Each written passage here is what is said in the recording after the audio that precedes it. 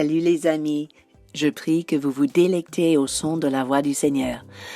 Probablement, si vous êtes parent ou grand-parent, vous avez fait l'expérience d'appeler un de vos enfants, peut-être à table ou parce que c'est l'heure de partir quelque part. Si l'enfant est préoccupé avec son jeu ou la lecture de son livre, il ne va pas forcément répondre tout de suite. Son cerveau est connecté à autre chose, à son activité. Alors vous devez faire un effort supplémentaire pour attirer son attention.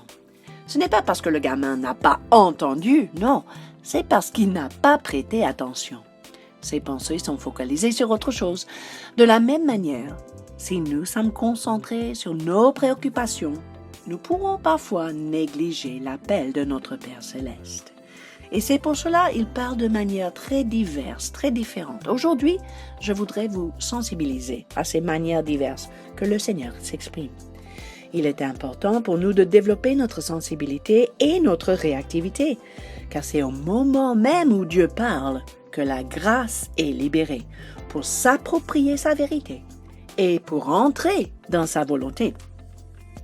Parfois, le son de sa voix en nous peut nous préparer, peut nous enseigner, peut nous inviter à s'approcher de lui, peut nous conduire quelque part, peut nous diriger vers quelqu'un.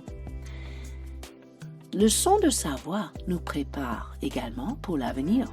Nous voyons dans la Bible que Jésus fait souvent des discours devant la foule, mais dans des moments très stratégiques, il parle aussi à l'individu. Par exemple, il prononce le prénom de la personne à qui il s'adresse, comme dans Luc 7,40, où il est à table avec plusieurs personnes.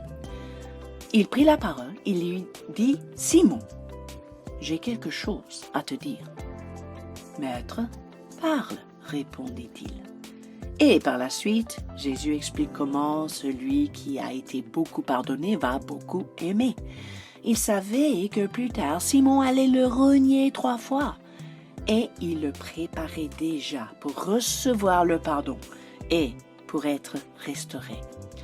Entendez-vous Jésus quand il vous parle au milieu de la foule pour vous préparer pour votre avenir? Vous savez, le son de sa voix révèle également son identité. Dans un autre contexte, Jésus parle non à son disciple, mais à une étrangère, la femme samaritaine au puits. Dans Jean 4, 25 à 26, la femme lui dit « Je sais que le Messie doit venir, celui qu'on appelle Christ, et quand il sera venu, il nous annoncera toutes choses. » Et là, Jésus lui dit « Je le suis, moi qui te parle. » Il annonce à cette femme qui il est. Mes amis, reconnaissez-vous sa voix aujourd'hui quand il dévoile sa nature? Le son de sa voix incite à l'adoration. Dans un 3e exemple qui se trouve dans Jean 9, Jésus guérit un aveugle de naissance près du réservoir de Siloé. Les gens qui ont appris cela ont méprisé cet homme et l'ont banni. Et dans le verset 35 à 38, nous lisons « Jésus apprit qu'ils avaient chassé, et l'ayant rencontré, il lui dit « Crois-tu au Fils de Dieu ?»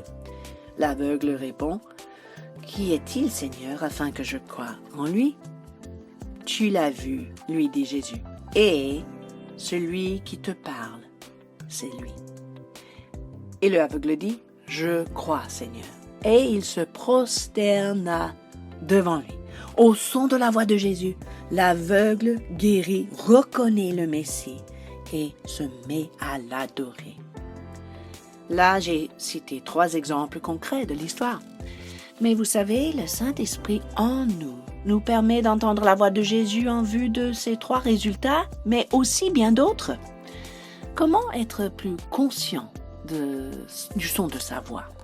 Voici quelques astuces. Numéro 1. Minimisez le bruit dans la tête. Prenez captive les pensées à l'obéissance de Christ. Bannissez les distractions autour de vous. Ça va vous aider à détecter sa voix. Numéro 2. Ne restez pas coincé si vous avez fait des erreurs ou vécu des échecs dans le passé. Soyez prêts, comme Simon-Pierre, à recevoir le pardon et la restauration. Développez l'habitude de vous concentrer à votre intérieur.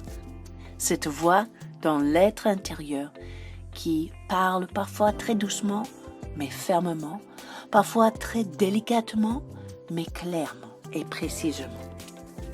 Numéro 4, soyez alerte non seulement dans le lieu secret, dans le lieu de prière, ou avec la Bible ouverte, mais dans la vie quotidienne, parce que Dieu parle tout le temps.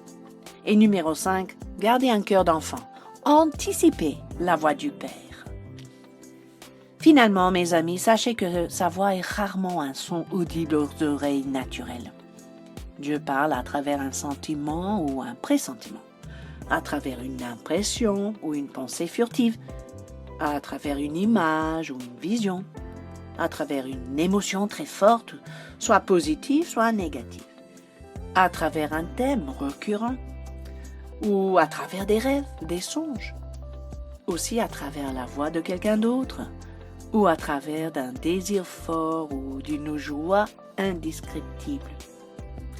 Le problème, c'est que certains ne comprennent pas quand Jésus parle, comme dans Jean 8, 25 à 27. « Qui es-tu » lui dirent-ils. Jésus leur répond « Ce que je vous dis dès le commencement, j'ai beaucoup de choses à dire de vous et à juger en vous. Mais celui qui m'a envoyé est vrai, et ce que j'ai entendu de lui, je le dis au monde. Ils ne comprirent point qu'il leur parlait du Père. » C'est sans doute pour cette raison que Jésus a dit 7 fois dans le livre d'Apocalypse que celui qui a des oreilles entende ce que l'Esprit dit. Jésus veut ouvrir nos oreilles spirituelles. Si vous vous habituez à détecter les diverses expressions de sa voix aujourd'hui, vous reconnaîtrez facilement sa voix quand il vous dira à la fin « C'est bien, bon et fidèle serviteur. Tu as été fidèle en peu de choses. Je te confierai beaucoup. Entre dans la joie de ton maître. » Sachez qu'il a hâte de vous parler, mes amis. Sur cela, je vous dis à très bientôt.